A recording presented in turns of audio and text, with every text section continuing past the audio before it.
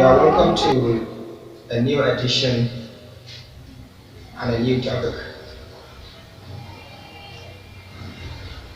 Now, I want to discuss, one important aspect, which might include some of the topics related to the other one that I've done so far. This is how this course, Mr. 101, is all about. That is the reconstruction of history is all about.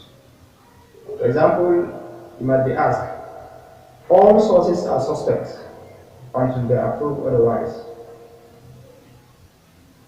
How will you address this? So I'm going to answer it through my explanation. You can be able to observe attentively and you will get to answer it because it's a very simple question. If you are asked, all sources are suspect until they are proved otherwise. In this course, anything that you are going to answer, you must begin by outlining the definitions, the various definitions of history, from at least 5 scholars. You define them based on how they define it, and you explain them to your own understanding. After that, you will now say, history can never or cannot be reconstructed unless and until historians utilize sources of history. Therefore, what is sources? Sources basically refers to as information that contain historical facts about past events that occur in human society, which the historians utilize in their attempt to reconstruct history of the past. This one is what it means by sources. Sources are of different categories. We have oral source, written source, linguistic source, archaeological sources. These are the most important sources of all history. Oral source of history.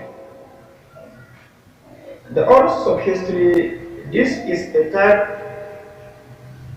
of sources which is being stored in human memory and is transmitted from the words of mouth, from one person to another, from one generation to another generation, either in the form of music or in the form of statement, explanation, just as I'm explaining this to you. That is what we mean by oral source of history. Oral source of history is further subdivided into 2. Oral testimony and oral tradition. Oral testimony is refers to as an information about something that happens in the recent time. It's an information about a particular incident or event in a human society, but happens in a very recent time, which is being transmitted from one person to another. That's what we mean by oral testimony. While oral tradition, on the other hand, is basically referring to an information that is being stored in human memory about incidents or events that occur in human society in the past. But in this aspect, it's about events that occurred in the remote past.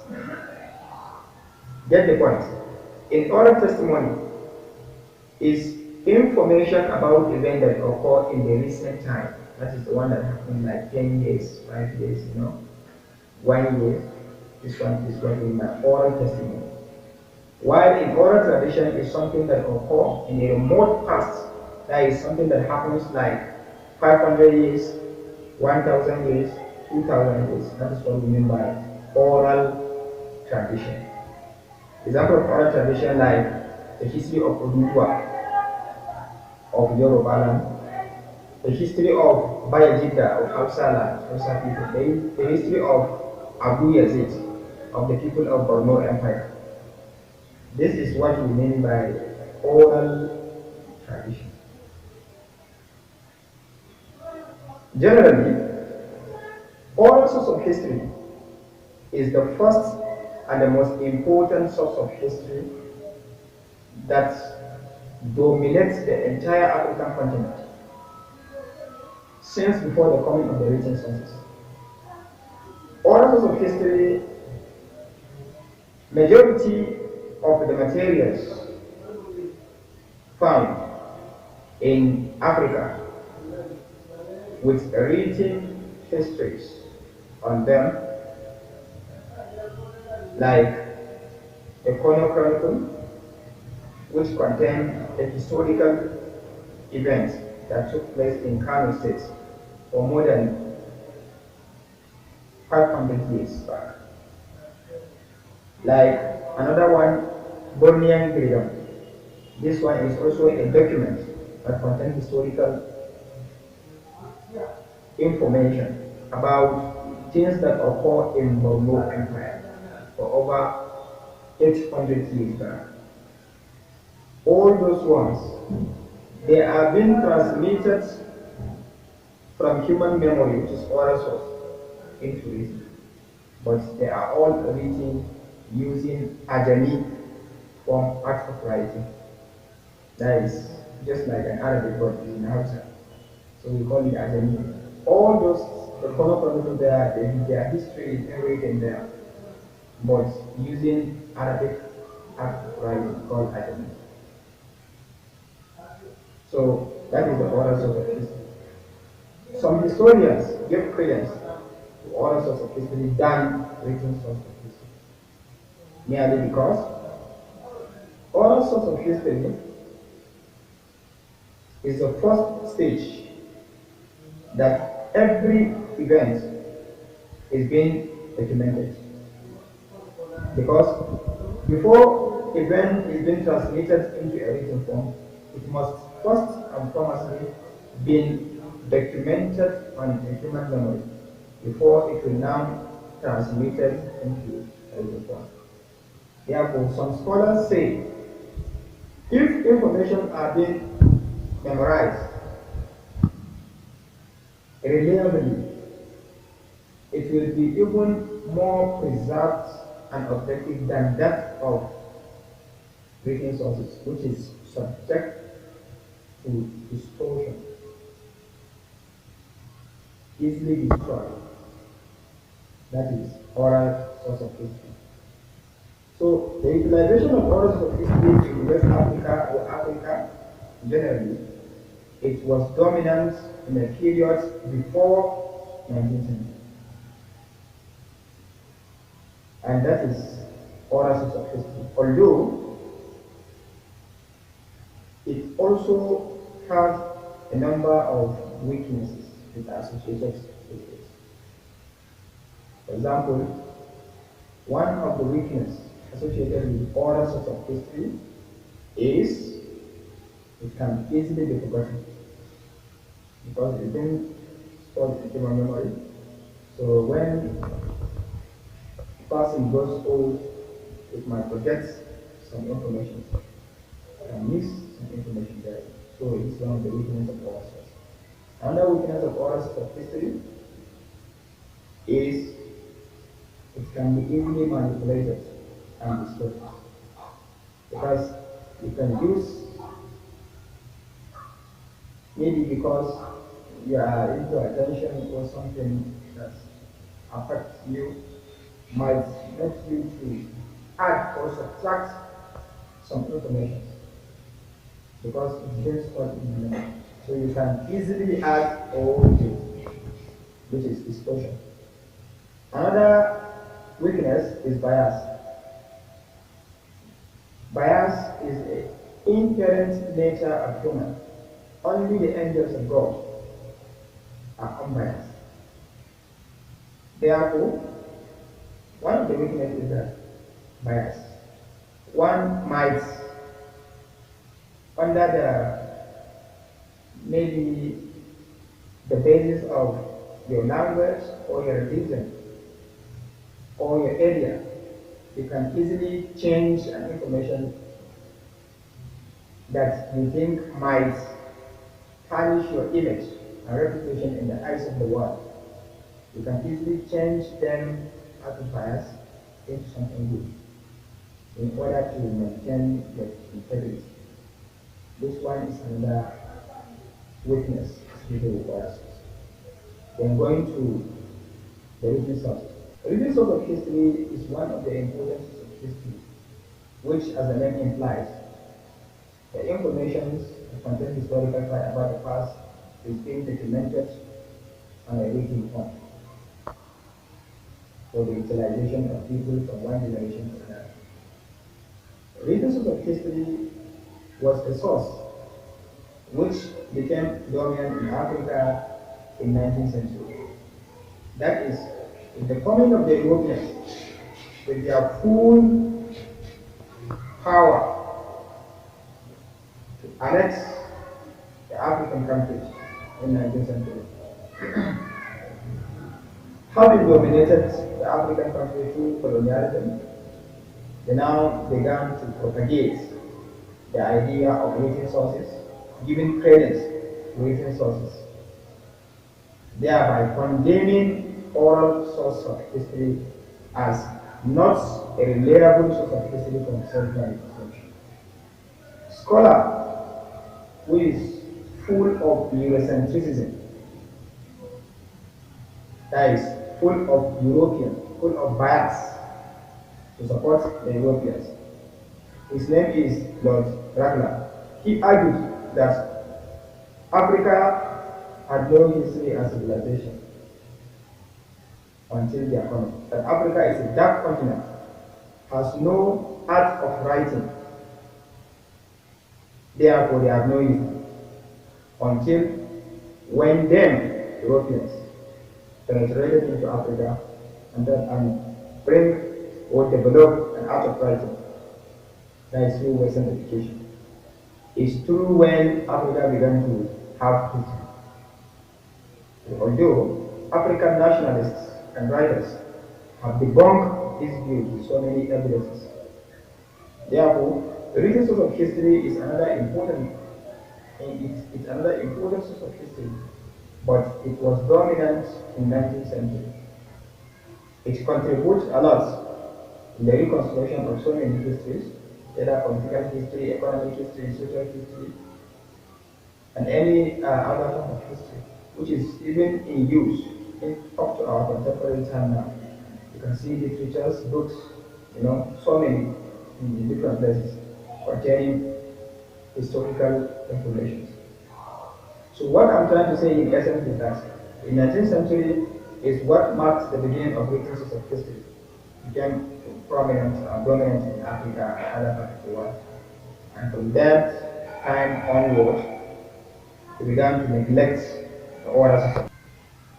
I can explain some of the important contributions of written source of history in the reconstruction of past activities of man. As I said, no source is free from weaknesses. They both have strength and weakness, just as the oral source. Similarly, the written source has strength as well as the weakness. One of the weaknesses of written source of history is written source can easily be forged, because someone can just use his own intelligence and forge something full of lies and manipulation in order to portray his own interests. So it's one of the weaknesses. Another weakness of written source is that it can easily be destroyed by fire, termites, even flood. Can easily take it away because it is a document. So it is another weakness of written sources. Then also it is not free from bias. Written source is also characterized with bias. It's one of the weaknesses. Because, for example, like me now, maybe I have, supposing maybe I have a history about an event.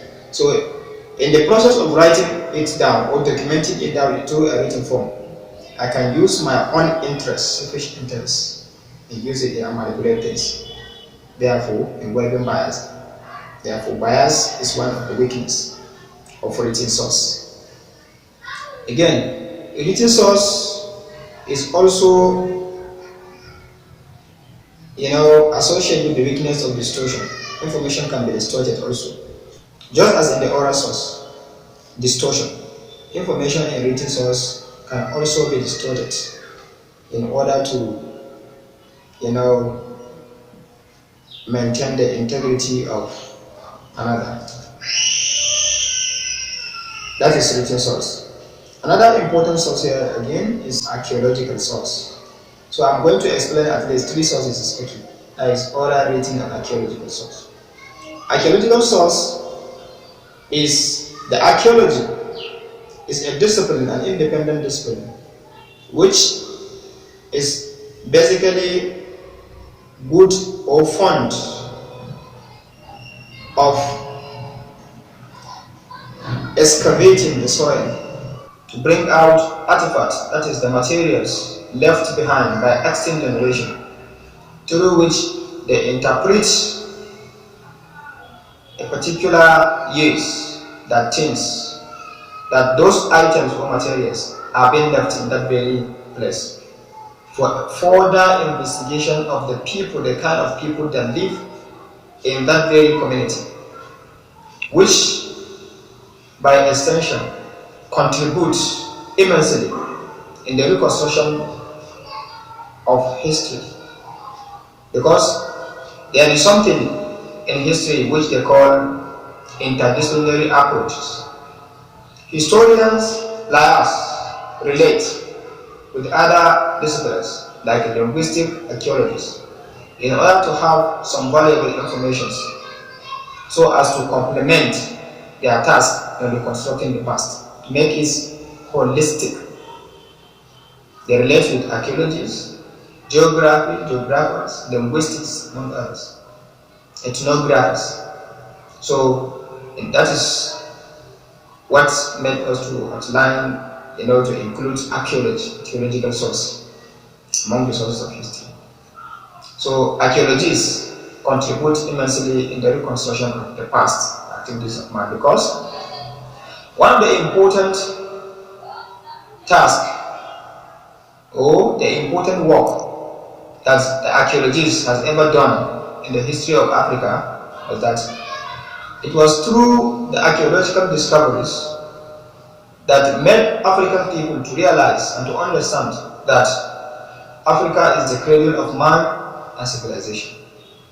Because the Europeans say Africa is a dark continent, it has nothing to do with civilization, that they made no contribution to the world development and civilization. But through archaeologists, discoveries, and evidence, they were able to explain to us through artifacts found in Egypt. They proved that over 3,000 BC people have been inhabiting the area of Egypt, thereby indicating and attestating that Africa is the cradle of mankind and civilization and not European countries. So you can see through archaeological discoveries, the African nationalists debunk the Eurocentric views of condemning the African contribution to the world civilization. These are the three most important sources of history. Having explained this, then you begin to explain how they are being evaluated. For example, the oral source of history. Oral source of history is being subjected into evaluation through asking some questions like, who is the person, the informant? Does he possess the right knowledge about a particular event that he is giving information about? Is he a man of integrity? What are his biases and prejudices? These are the questions that historians ask informant of other sources, and through this they are evaluating and scrutinizing them. The same thing with written source. By making a corroboration, you take this information here on this document, compare it with an information on a document from the nearest environment, the immediate environment, in order to see whether they synchronize with one another. If this information in this document does not synchronize with the information of the neighboring community concerning the same topic or subject, then the information will be subjected into further investigation. This is how we evaluate source. And through this process of evaluation, when you evaluate the other source, the written source, then eventually you will be able to understand the real information.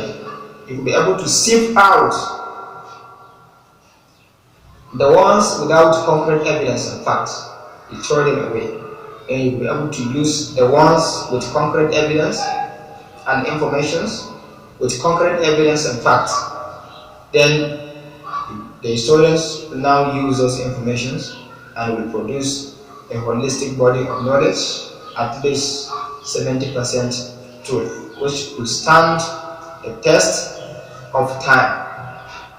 And when you through with that, when you are just through with that, that shows that all sources are suspects until they are proved otherwise. And they are proved otherwise through subjecting those information into scrutiny. It is because since those information have both strengths and weaknesses, is what made historians to suspect that information at the initial stage, thereby subjecting them into scrutiny in order to establish their authenticity and reliability before using them to reconstruct history of the past. So when you sieve them out, you scrutinize them, you bring out the ones with evidence, then you have justified the assertion that all sources are suspect until proof otherwise. Thank you for listening.